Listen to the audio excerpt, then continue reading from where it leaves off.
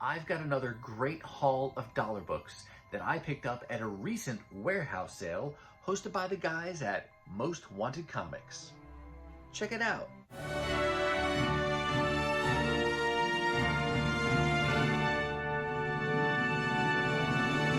Hey everyone, and welcome to my channel. My name's Chris, and this is Northgarden Comics. Well, I've got a great stack of back issues to show you today. These all come from a vendor that I've mentioned many times in the past. They're called Most Wanted Comics, based here in the Twin Cities, and typically they will host local shows as well as attend various shows. But in this case, they opened their warehouse and held a warehouse sale, and they've done that periodically over the last few years. And that's a great time because you get into their warehouse right here, locally, and they have a selection of wall books with keys that you can buy. They put together runs or sets of books that you can purchase. They had a bunch of toys at this sale, and then the best part, and my favorite part, is the dollar books. And at this 3-day sale, they had two main sections of dollar books. The first section was their typical bagged and boarded books, and those were all alphabetized. Great, because then it makes it easy for you to go through and find the titles and issues you're looking for quickly. But at this sale, they also had a second section of books, probably 10 to 12 long boxes, and those consisted of raw books, so no bag and no board, but they were all still just $1 a piece, and they were all randomly assorted. And so on the one hand, it takes longer to get through those boxes because you have to look at everything so you don't miss anything. But on the other hand, you can really find gems and hidden things in those boxes that maybe others went too quickly and passed over, or maybe they would have been picked over much more quickly had they been in the alphabetized boxes. So I made a point of hitting those raw books first and then made my way over to the bagged and boarded boxes. So I've got a stack of both to show you, probably 30-ish or so books to share with you today. And I'll say that if you are in the Twin Cities and are interested in finding out more about Most Wanted Comics and about upcoming sales, I will put links to their information down below in the description. But let's go ahead and check out the haul of books I got from Most Wanted. Starting things off, we've got this issue of Cyclops. It's number 12. This is the final issue of this 12-part mini-series, limited series. This is a run that I just recently started putting together because I like the character of Cyclops. As far as like the timeline of when this story takes place, these comics came out in 2015. This particular issue is part of this Black Vortex crossover story, but the Cyclops title came out during the time period when Brian Michael Bendis was writing, and he had a story where the original Teenage X-Men were brought from the past into the present to interact with their adult counterparts. And over the course of that time that they were here in the present, they had their own adventures, and one was with Cyclops. In the normal timeline, he did not get to know his father growing up, but now this gave the opportunity for teenage Cyclops to get to know his dad, Corsair, leader of the Starjammers. So this was a 12-part series that told the story of that father-son bonding time. And this issue was the final issue that I needed to complete that run. So excited to now complete this volume. And I'll say at the get-go here that there were multiple runs and series and stories that I've been working on that I was able to complete as a result of this 3-day sale. So super excited to share all these books with you. Next up here, we've got Dazzler number 2, nice Bronze Age X-Men related title. This is a series that I'm pretty passively collecting, I'd say. I think I got the first couple issues of Dazzler, or my first couple issues of Dazzler, as a result of like a goodie bag at one convention a few years ago, and I don't know how I started getting them beyond that, but I've decided to slowly but surely piece this together, And so far, I've gotten like issue 1, now issue 2. I've got a handful of others throughout the run, and then I've got a few towards the end of the volume. But like I said, it's just kind of a cool Bronze Age title that I'm working on. When I see these in nice condition and at a nice cheap price, then I'll likely pick it up. I guess another thing I'll say too, and let me know in the comments how you approach dollar sales. If I look at my wish list, on any given day, there's more than 1,000 books on there. And I know some people go out and they're hunting for specific issues of specific titles when they go to a show. For me, because most of what I buy in the form of back issues comes from dollar bins, then I'm pretty much going in there hoping to find some really good stuff here today, but it's not necessarily a specific issue or a specific title. It's mostly, I've got a lot of things I'm looking for. Let me find the best things out of this available inventory that I might be hunting for. So if there were, even better things that I was looking for, I might not have grabbed this Dazzler issue. But in this case, given the mix of books I came across, this was a good issue for me to grab. So, that's kind of a long-winded explanation, but let me know how you decide in these dollar sales what to get, what to leave behind, because unless you have unlimited dollars and then you just buy it all. But I'm always working on a budget or trying to, really decide, do I want this book or not? So it helps me, guide my choices as I go through, like, of the available dollar books in front of me, which ones do I want the most? But let's continue on here. This jumps back to a very recently concluded limited series titled Sabretooth, of course. This is issue number 2. I now have issues 1 and 2 of, I believe, this 5-part limited series. So I've got 3 more issues to go. This story gives us a glimpse into the kind of the punishment system in place for X-Men in the current environment, where the X-Men have established this nation of Krakoa and all mutants are welcome. There are a few basic laws that all mutants are expected to follow, and if you break one of those laws, then you are exiled into this pit. And Sabretooth, not totally surprisingly, is one of the first mutants to be exiled to the pit. And he disappears early on, and then we don't see anything from him again until now with this limited series, where it gives us a glimpse into what's been going on with Sabretooth, shows us some of the other characters that are down there. So seems kind of intriguing. So I'm looking forward to having all 5 of these issues to be able to read the whole story. And also got to say, great cover by Ryan Stegman here for issue number 2. Ping-ponging back to the 80s, here we have one of the many official handbooks of the Marvel Universe. You can see this is issue number 2 from this particular volume, covering letters B and C. As a kid, these were always appealing to me. I loved this encyclopedic type of a look at various Marvel characters, and it was always interesting to me, and I've had several from that time period. And now another title that I somewhat passively collect. As I come across these issues, I may or may not pick them up, but this was one I decided to go ahead and grab on this particular day. There's Black Widow. But you get to read about their names, in this case, occupation, legal status, place of birth, some of their specs and their powers and things, but kind of a cool addition there. And I've got a long way to go, but I'll slowly but surely piece these together over time. Here we go over to Daredevil. This is volume 1, issue 256. What I'm working on here from Daredevil volume 1 is first the Ann Nocenti run, where she wrote the issues of Daredevil, and that's most of the issues in the 200s. Not everything, but it's most of them.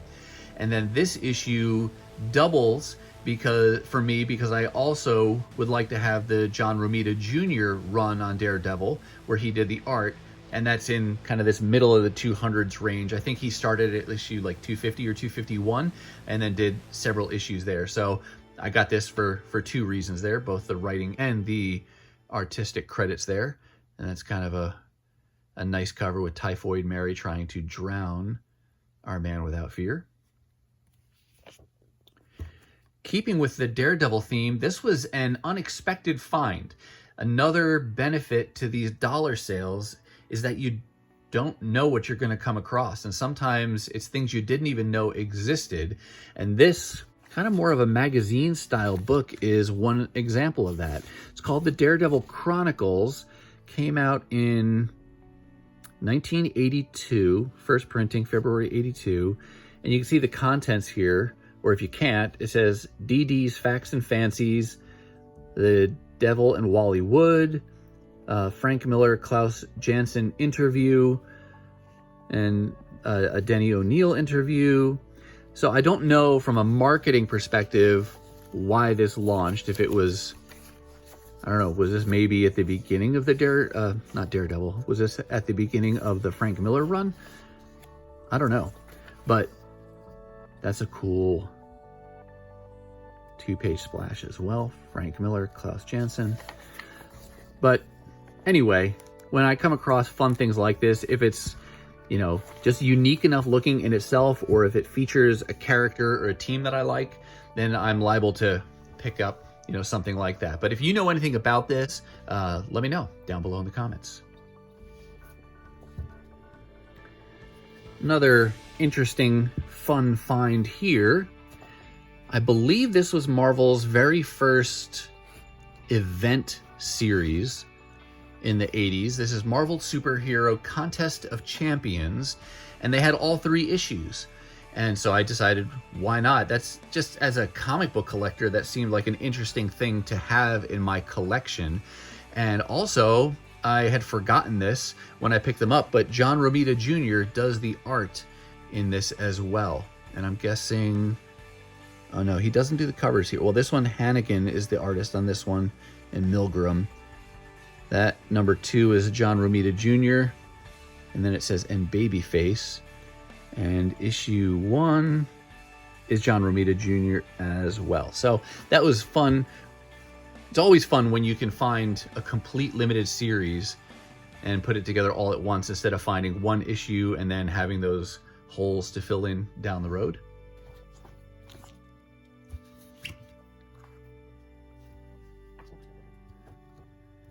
Next up, I got a couple issues of Fantastic Four.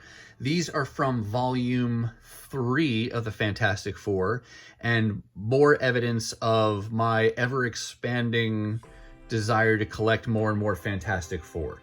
It started with the John Byrne run on volume 1, which I'm still working on, and then I got volume 2, which was part of the Heroes Reborn era, when Marvel outsourced the editorial duties to folks at Image like Rob Liefeld and Jim Lee.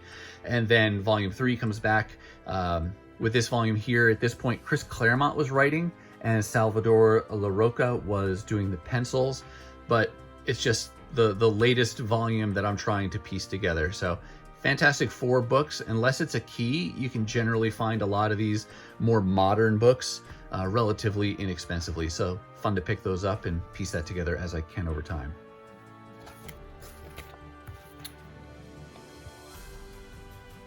Here we have another Bronze Age book from this title, Marvel Presents.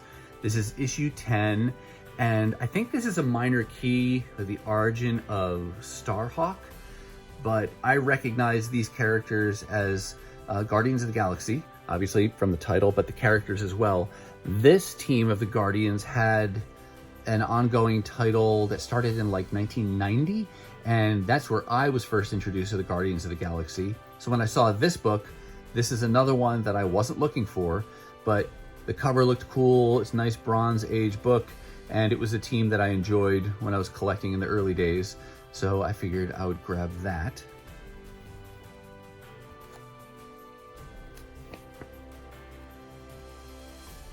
Next up here, we got a couple Star Trek related titles. This one on the left, Star Trek X-Men. I just recently heard somebody talking about this or saw somebody post about this, but only recently became, you know, aware of its existence.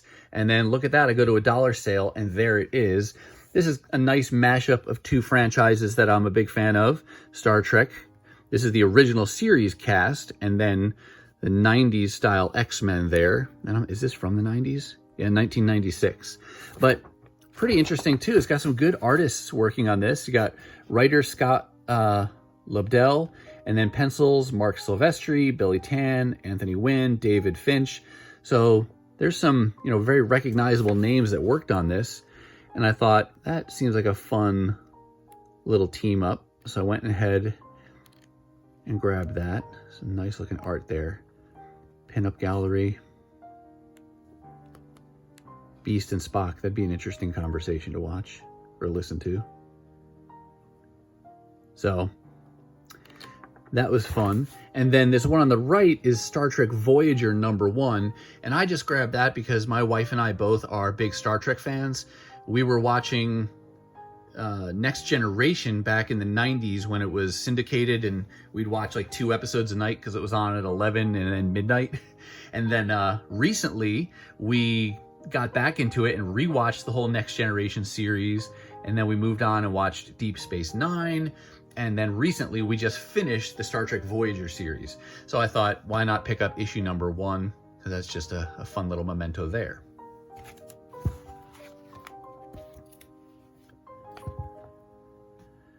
This book, Marvel Superheroes Summer Special, is issue number... I don't even know what issue number this is. Volume 2, number 6 from July of '91. So I had just graduated high school. This is an Art Adams cover, which is pretty nice. But this just gives me fond memories of this time of collecting comics. I remember seeing these more so than getting a lot of them. But it's just a collection of different stories. Don't even know if it ties into anything in the ongoing. But I remember collecting Speedball when he first came out. And of course, the X-Men I was already collecting at this time. So this was kind of a nostalgic thing. I think issue 8 is a key, but not so much the others. This is just a fun reminiscing, reminding me of the early days of comic book collecting. So I grabbed that one.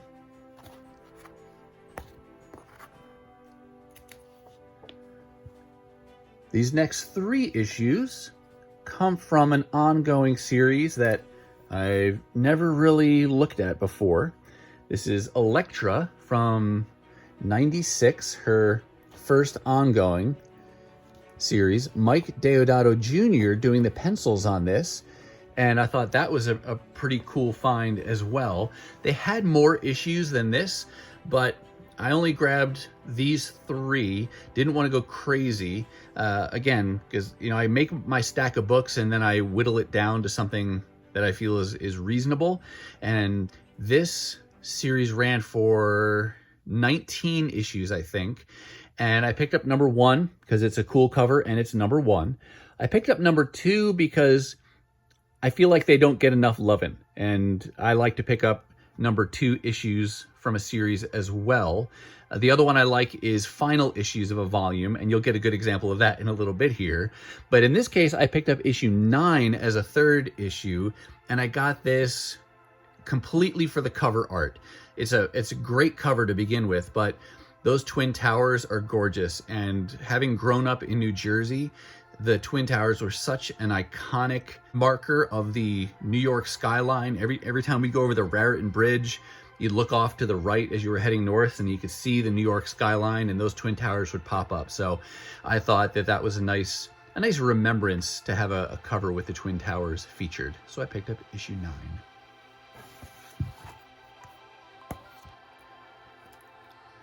Switching over here, you'll see that we've now gone to the bagged and boarded books. Again, all still just $1.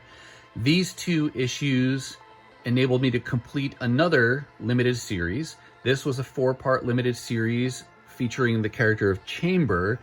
And I don't know anything about what's going on in the story, but I got these because Chris Bacalo does the cover art, and I'm working on building out a library of, lots of Chris Bacalo stuff. I don't ever hope to get everything. Some characters or titles I'm just not even that terribly interested in to go back and get those. But for a lot of his stuff, I am trying to collect them. And I only recently learned about this limited series. Maybe it was online looking up, credits by artist or something like that. And saw that he did these covers, so added those to my wish list, and now I have the complete 4-part set.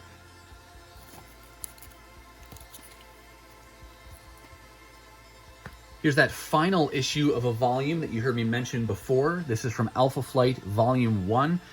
I have a bunch of the early issues of Alpha Flight that I got as back issues. I think I did buy some of those issues new when they came out, but they were further along in the volume, probably between, like, I don't even remember now, like in the 50s, 60s, 70s.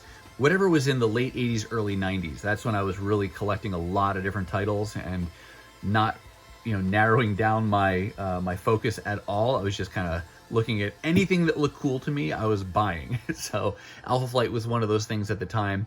But this is the final issue in the volume, and I don't see it very often, and not even a huge fan of that cover. It's kind of creepy looking. But like I said, I like final issues of runs, so I grabbed it. Here we have Chapter 6 of this crossover story called Devil's Reign. You can see this was a crossover effort between Marvel, Top Cow, Image, and this issue focuses on Witchblade and Elektra. I mentioned this the last time I found one of these issues. If you find any of these and you're trying to enter them into your CLZ app, you might have a hard time finding them if you search by this title here. And I believe it's all listed under Devil's Reign. So try searching Devil's Reign if you don't get anything to come up under Witchblade, Elektra. And each issue in the Devil's Reign series pairs up two different characters. I think Silver Surfer's in one. You got Wolverine with Ballistic, and I don't remember the other pair-ups. But pretty cool. I think it's one of those where I found one issue and got it, and then I found a second one, and then I found this third one, because I'm halfway there now, and said, what the heck, let's just add the whole thing to my wish list, and I'll try to piece it together. And this one is a cover by Michael Turner.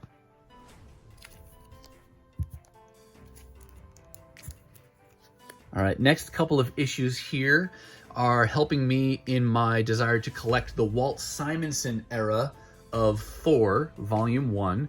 Got this issue 361, where he does both the cover and the interior pencils. But on this annual on the right, he doesn't do anything on the inside of the book, but Walt Simonson did do the cover to this annual number 13. I'm not sure that I'll ever be able to piece together this whole run in single issues. And I don't mean just because of the keys, like the first Beta Ray Bill, but they're not super easy to find when you're looking for them like I do in, dollar bins. Or if I do find them in dollar bins, they're real dirty on the cover, or they're beat up and they have little tears and things, which they were probably well read and well loved, but I'd rather hold out to find a nicer, crispier copy, even for $1 or $2. So it's going to take me a while, but we'll see if I ever actually get there. This is an example of a run that I want it badly enough that I probably will go ahead and get a copy of the omnibus if it comes back in print again, because then I can have it all in one volume and be able to read his entire run. Same with the John Byrne run of Fantastic Four. I've had some good success in finding a lot of those issues, but it could take a very long time. So I'll likely get those 2 volumes to complete his run so I can read that whole run as well.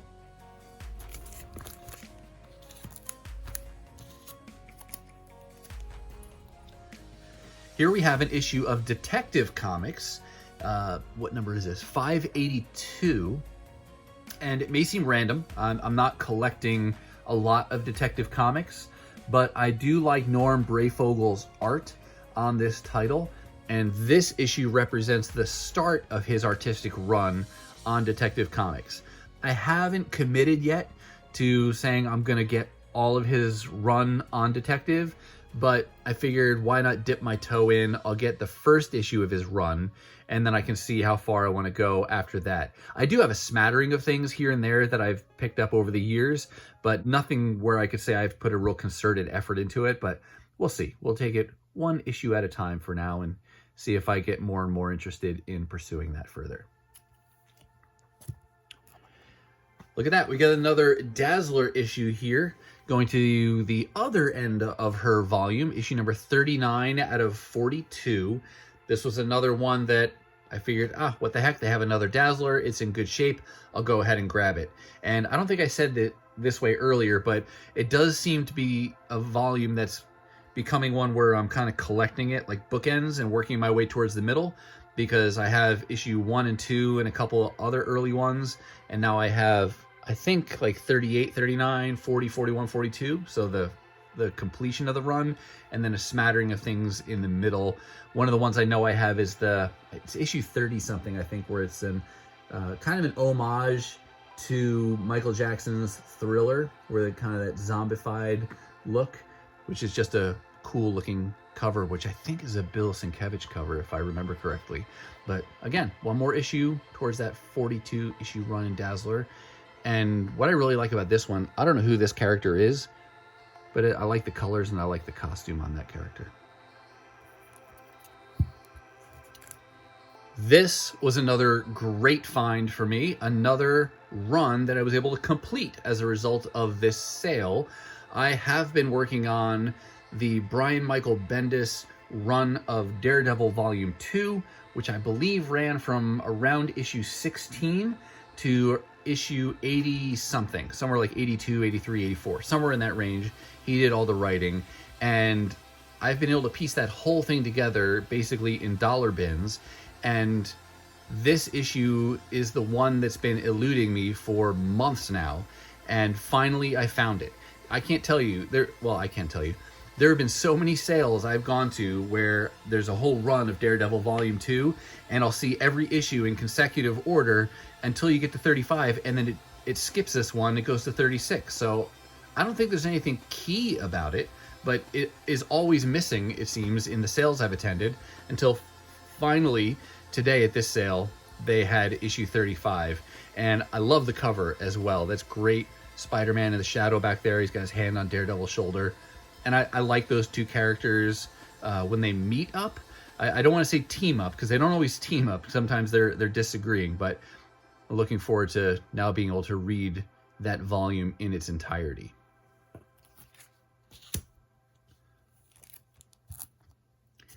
Next couple of issues. Oh, these are backwards. Let's reverse these. These are from Captain America Volume 3. This was a title that saw, similar changes as like the Fantastic Four that I mentioned earlier. Volume 1 was chugging along and was one of the only actually successful books when they ended Volume 1. And at that time, it was being written by Mark Waid, and I think the penciler was Ron Garney at the time.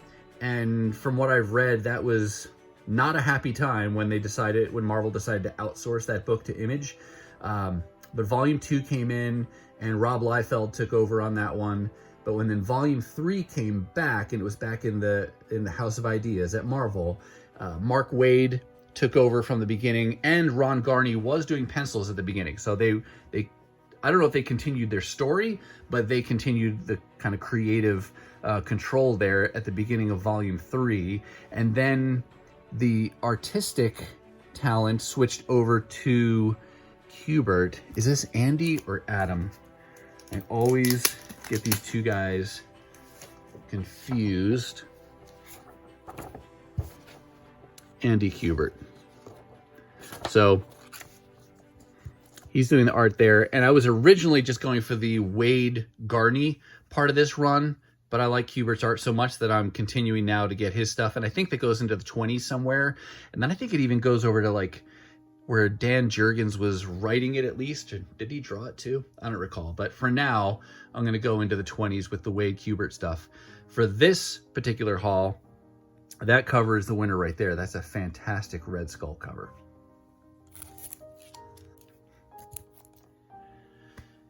And here we have a random issue of Rom. I say that because Rom's a funny title. I am not familiar with the lore really at all. I know Rom the Space Knight, and I don't even remember the names of the bad guys that he fights, but my knowledge of them being limited, it's still a title that I'm continuously drawn to. And I picked this issue up simply because it represents the lowest number issue in this run that I have to date. I don't know if I'll ever finish the volume. I don't remember how many issues it went for. I know it's less than 100, but yeah, I don't know. I don't even think this exists as like an omnibus to be able to read the thing all at once. Maybe if I ever resubscribe to Marvel Unlimited, I'll try to read them digitally, but I have a feeling it'll take me a long time to piece this whole volume together in the dollar bin. So I don't know. Any of you collecting ROM, any recommendations on how to piece this together? Like I said, I haven't been actively pursuing it, but I'm always drawn back to the covers and the ideas. Maybe it comes from my love of Transformers and I just love robot things, but yeah, there you have ROM number 8. All right, I have 4 more books to show you, and these are my favorite acquisitions from Most Wanted Comics recently, and I think I love them all equally, but I purposely saved these for the last. So I'm going to put up the first 2 here, and these are a little bit wavy. They came out of that raw book, selection, but this is a title, The Batman Strikes, that was from 2005, I want to say. That was around when this cartoon was on TV. This is a show that I liked, first and foremost. Loved the character designs, loved the animation, loved the theme song that was written by U2's The Edge. And so, having watched that show, and I've actually been rewatching that show, it's streaming on, I want to say it's HBO Max, where you can watch these. And so been rewatching those, and only, it wasn't too long ago that I found out that there was a comic book series, went for 50 issues. I hardly ever see these things out in the wild. And it may have been at one of the Hot Comics quarter sales or something in the last several months that I found issue number 1, but it wasn't even the first printing. It was a reprint, like a free comic book day reprint or some kind of reprint. But I picked that up, and here I finally now have the next 2 issues. I would have been happy to find any 2 issues in that whole series, but how cool is it when I can find the next 2 consecutive numbers that I'm missing? So I had a long way to go on this series with 47 more issues to pick up, but I was super excited to find these. And the character designs are done by Jeff Matsuda. I mean, I just love that cover. And you got the Joker here, but the art inside is also done very much, it's kind of an all ages style, very cartoony, just like the TV show was. But like I said, I really liked this show. The theme song was honestly probably my favorite part about it, but the animation style was great too. And for me, this was a very underrated, or it's easily overshadowed by Batman the Animated Series, and so people tend to forget about this one, but I really enjoy this. I don't know how long it's going to take me to put together the rest of this, but for now I'm still riding on the high of finding issues 2 and 3 from this series.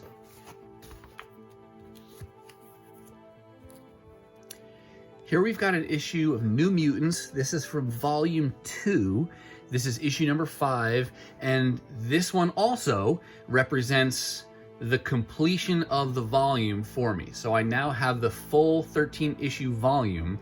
This is a title that started out for me where I was just trying to collect, I want to say it was issues 8 through 11, because Chris Bacalo did at least the cover art on those, and so I wanted to get those. And then as I started to see some of the other covers, at least from this volume, they looked great. This is a Josh Middleton cover, and he did several of the early covers. Maybe he did the first 6 or 7 or so.